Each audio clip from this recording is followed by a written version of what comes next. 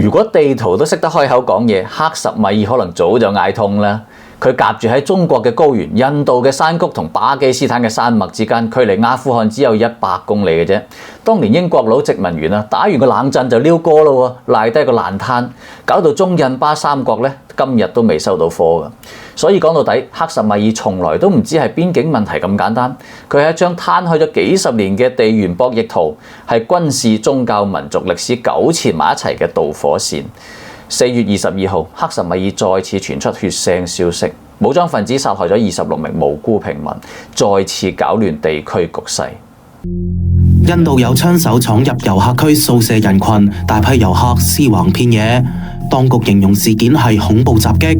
我用咗超過200個鐘頭，抽絲剝繭，追蹤脈絡，嘗試拆解呢一場事件背後潛藏嘅疑雲。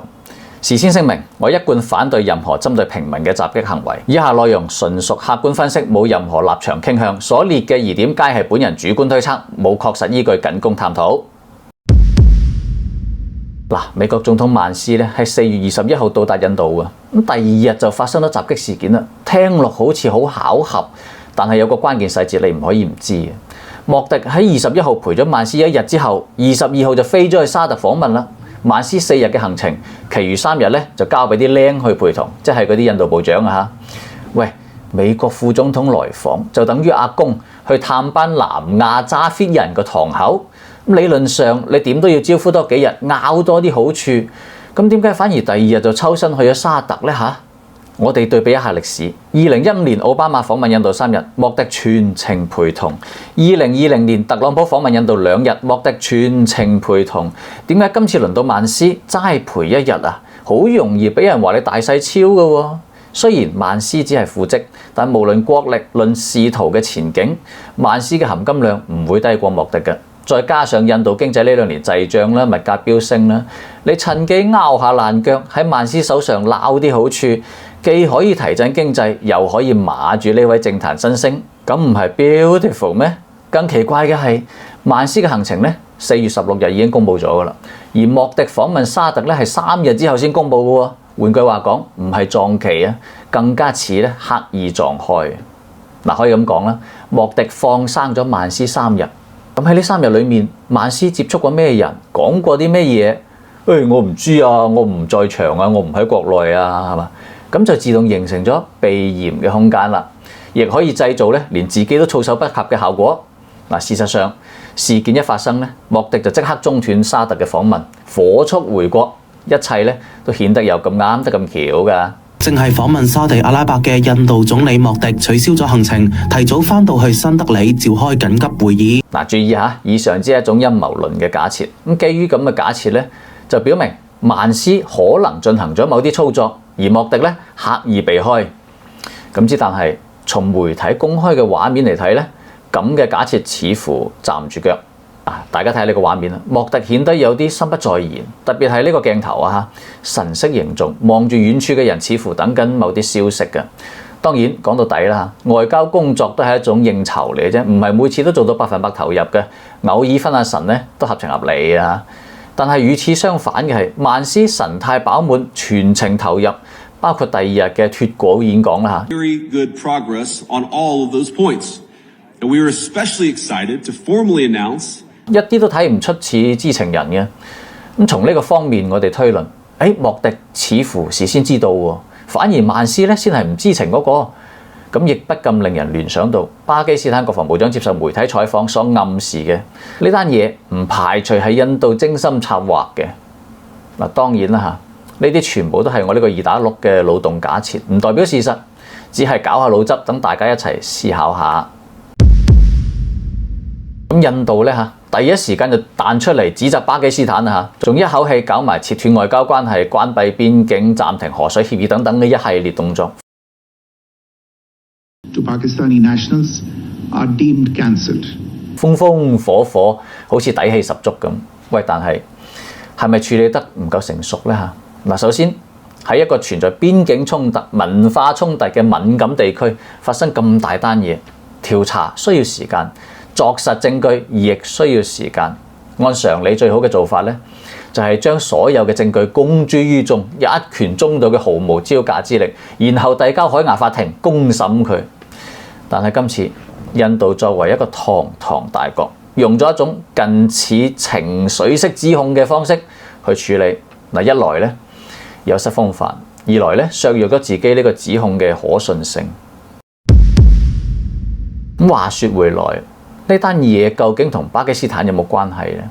嗱，今次涉事嘅組織叫做克什米爾抵抗陣線，佢先喺4月22號公開承認對事件負責，但4日之後咧又話呢個帳號俾人有組織咁入侵，即係 hack 咗，唔算數，唔無辜嘅。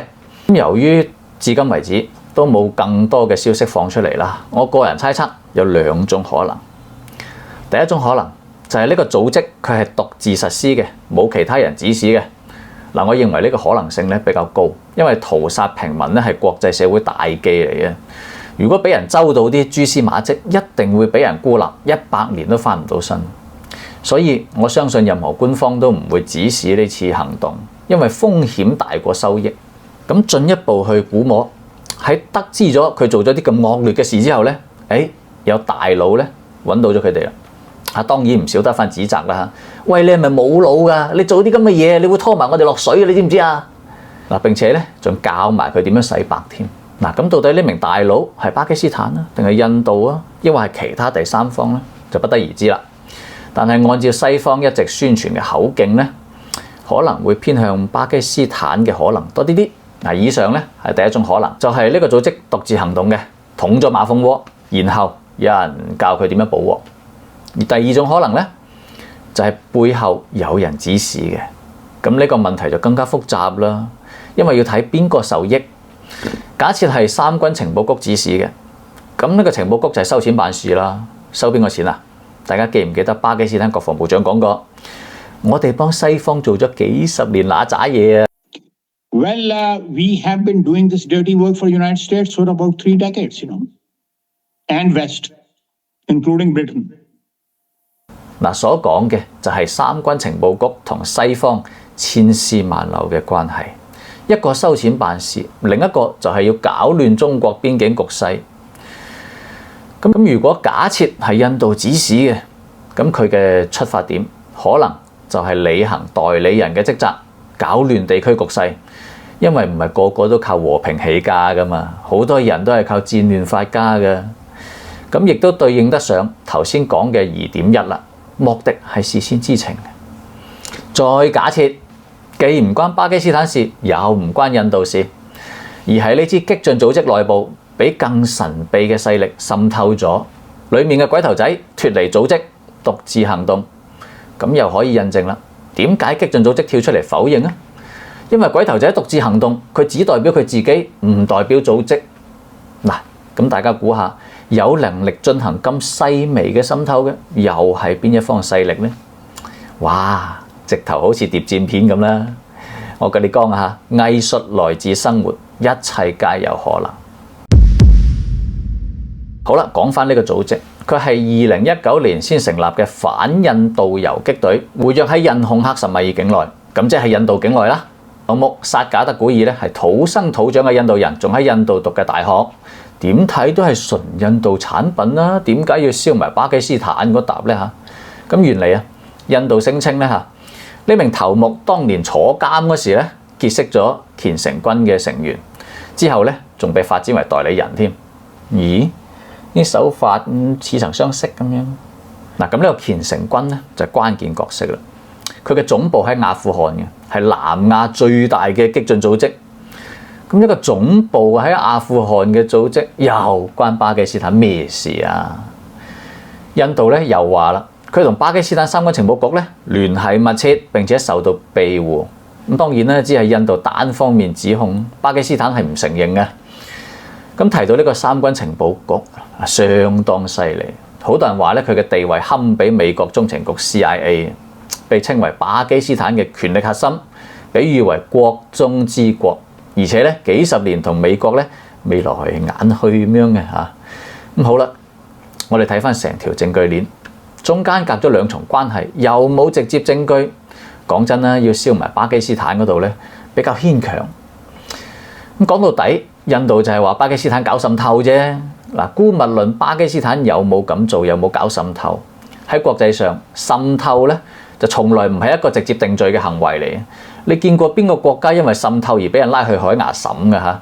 有啲國家搞滲透搞到出神入化，其他國家冚唪唥加埋都未夠佢狼死啦。你幾時叫佢俾人告過啊？